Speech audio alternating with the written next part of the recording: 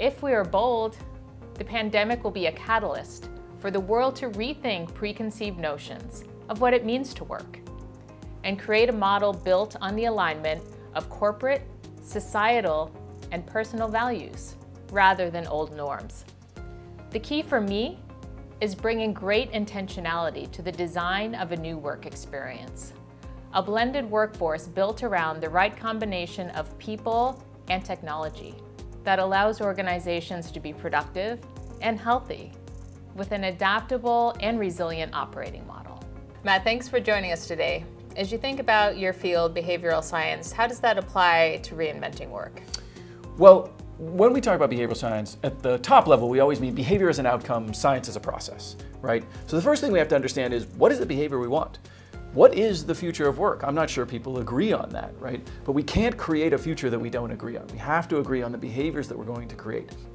We often talk about that as behavioral strategy. It's articulating the behavior that we want in a really physically literal way in terms of the future we want to create. Because really what we're doing is science fiction. In any good science fiction, we first have to talk about the imaginary world because it's the future. It doesn't exist yet, right? It is not the way it is. If we were interested in the status quo, we wouldn't be doing the work. Once we understand what future we want, what does the future of work mean from a physical, literal sense? Who is doing what? How are we going to measure that? Then we can start to understand two really important things about the world that we have today. One, why would anyone want to live in this future world, right? Why is that a more attractive world than the one that we have today?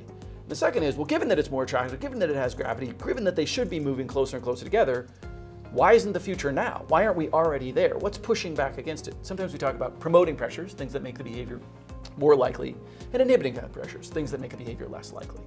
So once we go out and understand those, we do quantitative research, qualitative research, right? We want to counterbalance those against each other so that we can cross-validate what we know. Then we start to design things. That's really the third step in any good behavioral science process is, given we know where we want to go and why we are where we are today, how can we design things that will bridge the gap in between, right? How can we increase those promoting pressures, decrease those inhibiting pressures to get more of the behavior that we want? I change the environment, the pressures that shape your behavior to create that future behavior. Once I have an idea of how I've designed that future environment, how I'm going to get you from here to there, then we want to test that, right? We don't know if that bridge leads us to the world that we want, so we have to put some people on it, see if they walk across, see if they get to the world that we want. We're trying to understand how do we actually change behavior in the context that we are.